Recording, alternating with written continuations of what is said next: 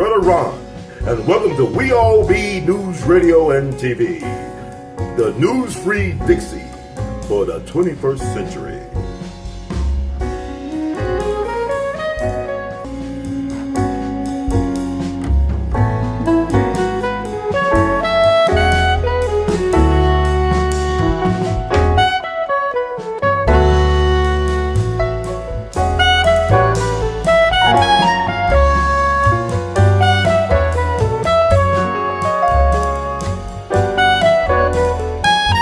I gotta ask you too, because Tina Turner just made her last visit to America, and she got this HBO documentary out where I guess they bashing Ike, you know, all this stuff.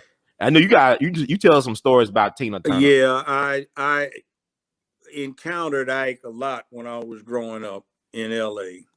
He and Tina had matching Rolls Royces. If you got Ike, he'd always roll the window down. He always had a dude riding with him. And Ike would stop and talk to us. He'd send his guy off in the Rolls to come back. He'd get burgers for everybody. So many fries, he'd be throwing them away and Cokes and everything. And he would talk to us about staying in school, don't do drugs, keep your nose clean, get your shit together, start having a purpose. And he always talked that way. If you waved and it was Tina, you know, she'd roll down a little pickaninny motherfucker. Did I give you permission to wave at you, you little ass motherfucker? Like, damn, girl. She was always foul with a little 5'1" or 2 and so. Fine, but I mean, she was bad. She had a reputation for being a pimp in Memphis, a pimp. Okay. And Ike rescued her. And I had him on my show twice. And after they had aired, I wound up running into him at Spago's out in Beverly Hills. We had a talk. And he said, man, Judge, they just made me. I said, look, brother, I know you. And I told him where I knew him from. He said, you know that? I said, yeah. He said, I was one of those boys you talked to and kept straight. One of the reasons I didn't fall into all that mess like so many did. Listening to you, home. He said, well, thank you.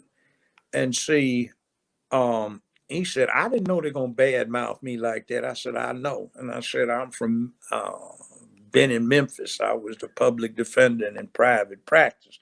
And some of my pimp clients told me about their colleague. He said, you heard about that? He said, she was good, but she was brutal. I said, yeah, that's what my pimp clients told me about that woman she drug around foot homes and drug her kneecaps off, and she couldn't walk after she tied her behind the car. Yeah, I used to represent her. I said, damn, that was rough. I said, yeah. Now, guess what he was in my courtroom for? What? He and his wife at the time had a foundation, and what the foundation was is battered and abused women could apply to the foundation for an advance. If they actually wound up leaving the guy, it was a gift. If they went back to him, it was a loan. So the two instances he was in front of me was suing people who had signed the contract that you get this money so you can get yourself an apartment, car, get the hell away from this. But both of them went back, so they were suing him. So does that sound like the description you get from Tina? Tina's an evil witch. Now, another thing. Went to a family barbecue. It was over here in Baldwin Hills in L.A. Mm-hmm. And me and some guys who played football at UCLA, we were, not UCLA, Dorsey High, we were throwing a football. Mm-hmm. So we said, isn't that Ike Turner? I said, yeah, it's Ike Turner, he's a neighbor. So anyway, he looked up, we waved, and he took his gloves off, dusted his hands. He was down there on his knees with a trowel working in the flower bed. So he comes on down, shakes everybody's hand, asks us how we were doing, noted we've been playing ball. Did we play ball? Yeah, how's the team doing? We told him, yeah, stay in school and all that. And he smiled, waved, walked on back. Mm-hmm. About 10 minutes later, Tina storms out the back door. And she's mad at him because from the conversation, it sounded like he just was drawing a blank and she wanted him to come up with these lyrics, and he's trying to explain, that's why I'm out here. I'm trying to think, you know, give me a moment. She got the cussing. I ain't got a goddamn moment. Blah blah blah blah. She was a perfectionist in her art. So anyway, he said, "Well, baby, it's just not coming. You know, I'm trying to get it together." And she started using all his MFs and everything else. And he said, "But there's some kids down there. Fuck them little motherfuckers." Blah blah blah blah blah. So she stormed back in the house. About 5 minutes later, she just got mad. Fuck this shit. I'm sick of you, god damn it. You get your shit ass mind together. And she picked up one of these big shaped rakes, you know, that's got the cast iron head to it. Looks like a comb. Uh-huh. She picked that thing up and bam, right across his back. And I said, damn, I know that hurt. So what the hell's wrong with you, woman? Fuck you, motherfucker. I ain't got no time for you to think. Bam, hit him again. Oh, God. Wow. And it was embarrassing to the man because there were about 15, 20 people looking at this. So she stormed off in the house. She came back out, got the cussing. He said, well, goddamn it. He walked off in there. You could hear him yelling and shit. And then you could hear a crash. And she said, take that, motherfucker, you know. And he said, I'm sick of you. I've had enough of your goddamn funky ass. And she took off running out of the back door, you know. So it looked to me like she provoked that thing. And if he broke, snapped, and kicked the ass, I could understand. I mean, you aren't supposed to hit women, but you can get a peaceful dog and provoke them to being vicious, you know, or attacking. I know with Ike, what I read, because Tina Fowler was still close to Ike when he died, and she kept his last name for a reason, because he's rock and roll royalty. I mean, he's a pioneer in rock and roll. But like the thing about it was, when he first started, you know, I think B.B. King said that was the greatest band leader he ever saw. But he was really a strict taskmaster. If he caught you doing drugs, he kicked you out the band. Yeah, but when he got on drugs, it messed him up. He was bipolar too. Well, that's what came out when he was on the show. But see, you know where he found Tina?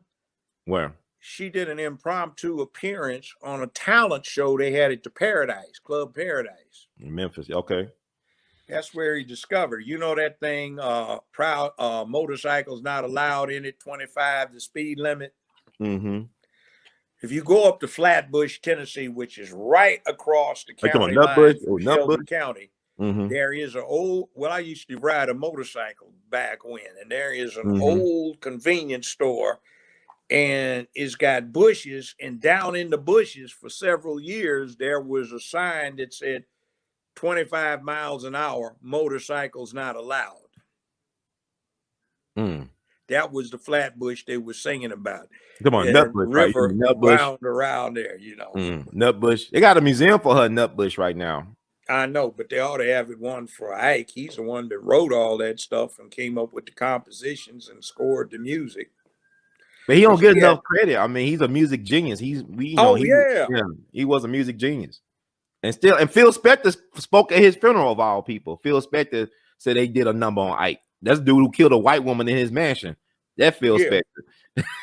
Well, what I'm saying is they did a number on him. See, that was pushing that narrative of toxic masculinity before we said toxic masculinity. That was a game. He said, I never did all those things to that woman. In fact, you know, my pimp clients were saying when I ran into him, remember that movie, What Love Got to Do with It? Yeah. Remember the housekeeper who supposedly killed herself?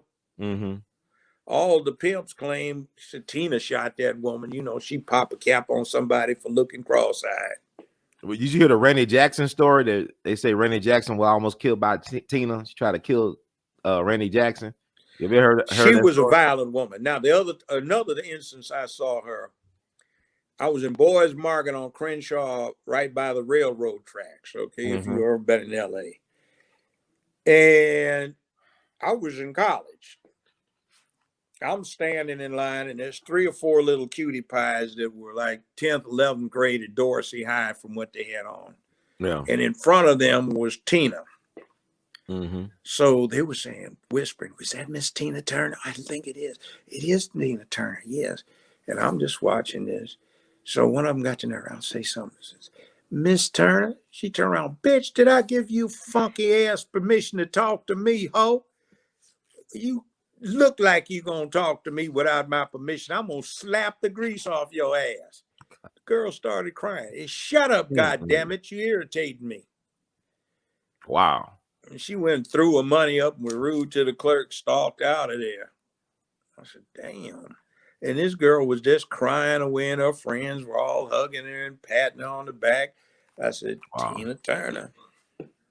Gorilla pimp. Man, I knew some gorilla pimps. We had them in Memphis. They'd go to Chicago and New York and run the Chicago and New York pimps off the corner and start running the local pimps' hoes for them. Mm-hmm. Man, they were vicious. They do shit like go up to Chicago, snatch them a little church-going girl that looked halfway cute, chain her to a bed in a cheap hotel, shoot her up with heroin for a week or so until she got to be a junkie, and just handcuff her ass to a bed and start selling discount pussy. 15, 25 people and being lying for me reading the police reports, and I got to associate local counsel and go up there and try to get these fools out of getting some kind of death penalty shit. But always got down to just assignation, a solicitation, a prosecution. These were Memphis pimps going to Chicago doing it to Chicago women? Hold on, you see.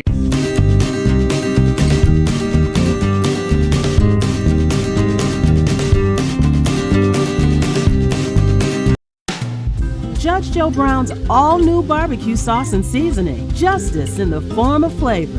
Law firms will take this as a retainer. It must be a law firm where they hungry as hell. Now you gonna help me with this parole I'm dealing with?